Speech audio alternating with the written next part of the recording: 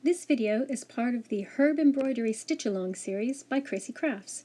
Other video tutorials are available in the series. Thanks for watching and happy stitching!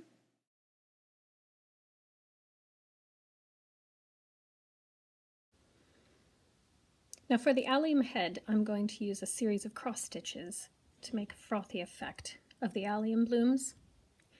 I'm going to use a bright purple, brighter than the one I used for the lavender.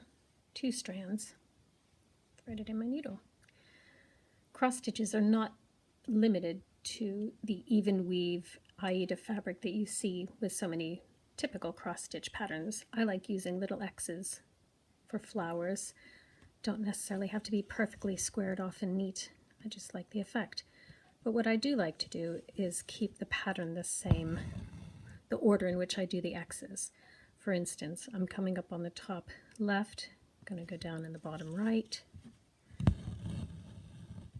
and come up in the top right, and go down in the bottom left, so that we always have the right one crossing over the top. So you can hear top right, oops, top left, bottom right, top right, bottom left. Now I just drew a few little X's here as kind of a guidance, but I'm going to just put X's everywhere. This is where it's open to interpretation, and you can do whatever you like with embroidery, because if you don't like it, snip the thread away and try something else. It's not that big of a deal. It's just a needle and thread.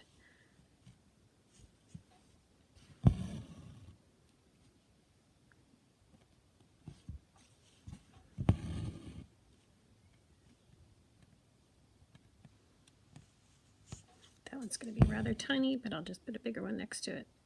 I don't mind at all.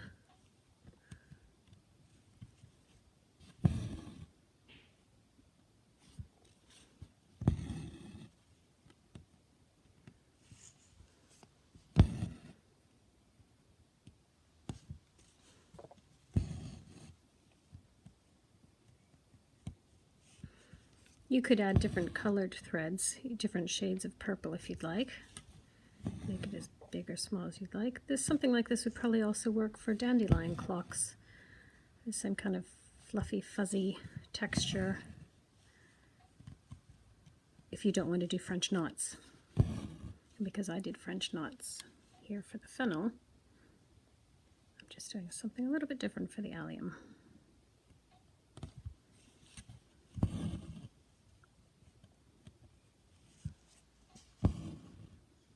No rhyme or reason to it.